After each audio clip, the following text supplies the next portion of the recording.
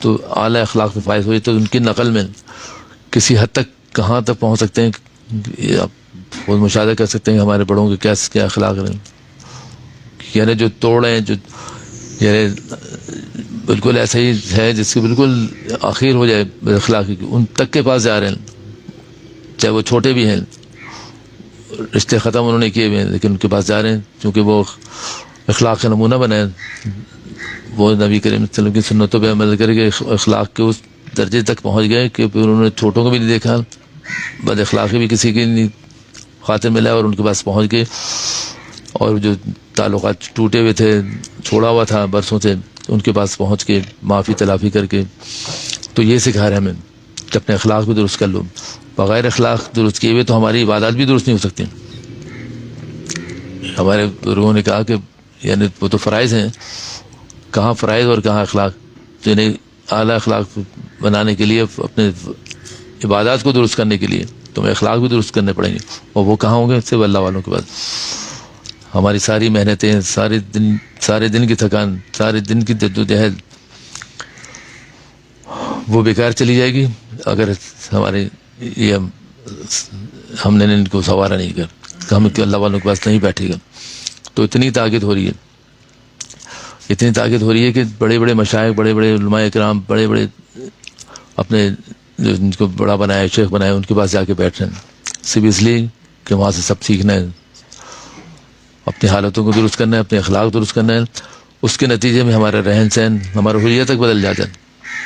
کتنے لوگ آئے دوران کے بعد جب دنیاوی لباس میں ہوتے تھے لیکن ان کے کام میں کوئی فرق نہیں پڑا، ان کے لباس ہی بدل گئے، ان کے لباس پوشاک بدل گئے، ان کے اخلاق بدل گئے، ان کا رہنا سہنا بدل گیا. تو ڈاکٹر تھے تو ڈاکٹر ہی رہے، ایسا تو نہیں ہوا کہ ڈاکٹر چھوٹ گئے ہوں، لیکن جب تک نہیں گئے تھے اس خوف سے کہ ایسا نہ ہو کہ ہم جائیں تو یہ سب چھوٹ جائے گا. لیکن وہ خوف جب دور ہو گیا تو جو انجینئر تھا کہ اچھا انجینئر بن گیا، اچھا ڈاکٹر تو اچھا ڈاکٹر بن گیا. ہمارے ابھی پچھلے دنوں حال میں انتقال ہوا ڈاکٹر امجد علی صاحب کا، دنیا جانتی ہے، جامعہ حضرت نے پاکستان میں بہت رواج دیا، لیاقت نیشنل میں بڑے ڈاکٹروں میں شمار ہوتا تھا. پھر تبلیغ جب ریٹائرمنٹ ہوئی ان کی تو دعوت تبلیغ کام میں لگے مدرسہ ابن باز گلستان جوہر میں. تو اپنی کتاب میں لکھتے ہیں جب میں حضرت کے پاس مطب میں پہنچا، حضرت ڈاکٹر عبدالعزیز صاحب رحمۃ اللہ علیہ کے پاس مطب میں پہنچا، تو اس وقت حضرت امریکہ سے پڑھ کے اور لیاقت نیشنل کے بڑے ہیڈ آف دا ڈپارٹمنٹ، بڑے ڈاکٹروں میں شمار ہوتا تھا. اور وہاں کیا پہنچ کے پوچھ رہے ہیں مطب میں ایک اللہ والے سے کہ ایک اچھا مسلمان ڈاکٹر کیسا ہونا چاہیے. یہ کتاب جب انہوں نے حجامہ پہ لکھی تو شروع میں یہ چند پہلا پیج پہ یہ لکھا، انہوں نے تفصیل لکھی کہ جب میں حضرت کے پاس مطلب میں پہنچا تو ان سے پوچھا کہ ایک اچھا طبیب کیسا ہونا چاہیے. بھی ڈاکٹر تو تھے، ڈاکٹری پیشہ تو نہیں چھوڑنے کے لیے گئے تھے، یہ نہیں کہنے گئے تھے وکالت پڑھ لوں ادھر ڈاکٹری کی دشوار ہے مشکل. تو اپنے پیشے میں رہتے ہوئے اس ویسے ہی زندگی صبح شام کی گزارنے کے لیے ان کے اب سمجھ میں آ گیا کہ یہ اللہ والوں سے پوچھیں چل کے کہ میں ڈاکٹر تو رہوں، اس معاشرے میں خدمت کا جذبہ ہے، لیکن ایک اچھا انسان کیسے، ایک اچھا طبیب کیسے بنے. تو وہاں پھر انہوں نے چند باتیں کہیں تو انہوں نے کتاب میں لکھی کہ بھی کس طرح آپ صبح شام اپنی زندگی کیسے گزاریں، کہ اچھا ڈاکٹر کیسے بن سکتا ہے، کہ اس کے اخلاق کیسے ہوں. تو حضرت نے نصیحتیں کیوں گی. وہ پھر ایک آیت کا ٹکڑا بھی پڑھ کے سنایا تو وہ بھی حضرت وہ بھی لکھا انہوں نے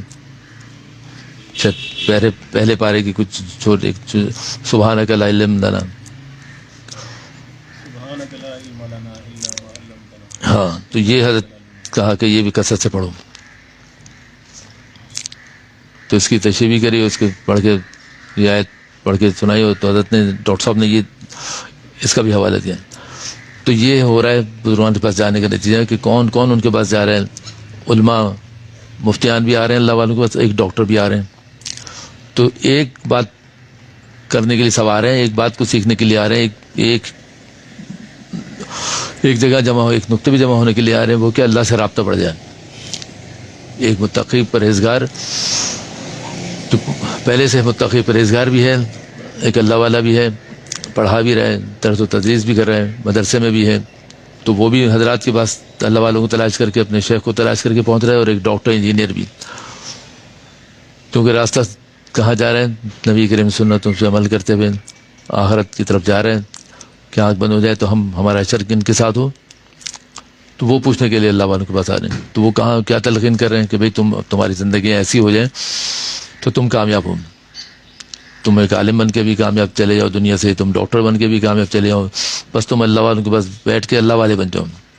ساری زندگی سارا خلاصہ یہ ہے, ان کی ساری محنتیں یہ ہیں.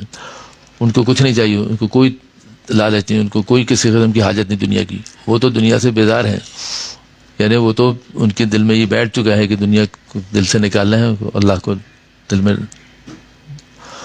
تو وہ لوگوں پہ یہ محنت کر رہے ہیں. جہاں جہاں دیکھ لیں کتابیں, آج سے 100 سال پہلے, کئی 100 سال پہلے, تو 1400 سال پہلے آپ نبی کریم صلی اللہ علیہ وسلم ساری سنت اٹھا کے دیکھ لیں, سارے واقعات پڑھ لیں, سارے سیرتیں پڑھ لیں, تو وہ سب کہاں اللہ والے ملا رہے, ان سے ملا رہے تاکہ ان سے رابطہ جڑ جائے, اللہ سے رابطہ مضبوط ہو جائے.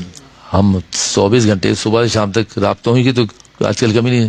ہر وقت ہر لمحے کسی سے رابطہ ہو رہا ہے, اور چاہتے ہیں کہ وہ رابطہ اتنا مضبوط ہو جائے ہمارے دوست ہم سے ناراض نہ ہوں, ہمارے رشتے دار ناراض نہ ہوں. ایسا نہ ہو اب 3 دن ہو گئے, موبائل اٹھا کے دیکھا ابھی 3 دن ہو گئے, کبھی ان سے کال نہیں کری, بہن بھائی کے پاس نہیں گئے, محلے والوں کے پاس نہیں گئے, عزیز و قارب ہر جگہ پہنچنے کی کوشش کر رہے ہیں, حد سے رابطہ کرنے کی کوشش کریں. اور اگر رابطے کی کمی ہے تو اللہ سے رابطے کی کمی ہے. تو بزرگان کے پاس جا کے ان رابطے میں تیزی آ رہی ہے. وہ پہچان کرا رہے ہیں کہ تمہارے نبی کون تھے, اللہ کے محبوب کون تھے, اور ان تک اللہ تک پہنچنے کے لیے یہ ہمارے پاس بہت بڑا ذریعہ ہے. سنتوں پہ عمل کر کے وہ دھیان کروا کے ایک ایک چیز تم سے جو چھوڑنی ہے وہ اس کو چھوڑوا کے, جو اختیار کرنی ہے وہ تم سے اختیار کروا رہے ہیں, اور اللہ سے رابطے مضبوط کرا رہے ہیں. پھر رات کو اٹھنے کے لیے کہا گیا تو وہ اس وقت اور کوئی کام نہیں. شروع میں جو ملفوظ پڑھا کے اٹھ کے بیٹھ گئے اور خیال آیا تو اس وقت سوائے سے اور کوئی دھیان نہیں تھا کہ اس وقت رابطہ بہت مضبوط ہوتا ہے. پکارنے والا پکار رہا ہے کہ ہے کوئی آئے تو ہم اس کی حاجت پوری کریں, ہے کوئی معافی مانگنے والا. تو ویسے وہ کان بنا دیتے ہیں جو سدائیں سننے کے لیے, آواز نہیں آ رہی, آواز تو پکار 4-5 وقت اذان کی ضرور آ رہی ہے. وہ سن کے بھی کتنے لوگ جا رہے ہیں نماز کو, مسجدیں تو بہت بڑی عالیشان بن رہی ہیں. تو وہ پکارنے والا اس لیے پکار رہا ہے کہ بھی توجہ دلا رہے ہیں. اذانیں نہ ہوتی نماز ہوتی, لیکن دیکھیں قربان جائے نبی کے سنتوں پہ کہ وہ اذان قائم ہوئی کہ 4 وقت شہر گونج رہے ہیں, ملک گونج رہے ہیں کہ بھی آؤ نماز کی طرف. تو رات کو آنکھ کھل گئی تو وہ دھیان نصیب کروا رہے ہیں بزرگان کہ تم اس وقت دماغ کھل گئی, اٹھ جاؤ, وضو کر لو, اور چاہے سردی گرمی سب بستر چھوڑ دو. یہ مجاہدہ ہے اس وقت کا, کیونکہ رابطے کی بہت مضبوطی کی ضرورت ہے. تو بہت تیز رابطے اس وقت ہوتے ہیں, یہ خاص وقت ہے رابطوں کی تیزی کا. تو اس وقت اٹھ جاؤ, بیدار ہو جاؤ, پھر دیکھو تمہاری کیفیت کیا ہوگی. زندگی ہی بدل جائے گی, تمہاری کیفیات ہی بدل جائیں گی. یعنی تمہیں اگر غصہ ہے, تمہارے جو کیفیات ہیں جس کو روحانی ہماری بیماری ہم کہتے ہیں, وہ دیکھو کتنی تیزی سے کمی آتی ہے. وہ وقت ایسا ہے.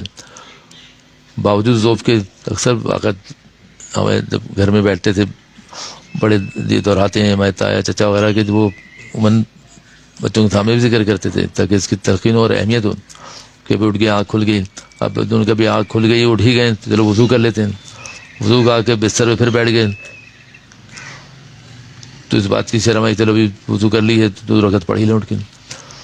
تو یہ کب بنی عادت؟ ہم بزرگان کے پاس بیٹھ کے کہ وہ عادت ڈلوا رہے ہیں کہ بھائی اس وقت بیدار ہو جاؤ, اس وقت صدائیں لگ رہی ہیں, کوئی ہے معافی مانگنے والا, کوئی ہے حاجت روا, کوئی ہے جس سے ہم مشکلات دور کریں. تو وہ کان نصیب ہو جاتے ہیں کہ وہ ہمیں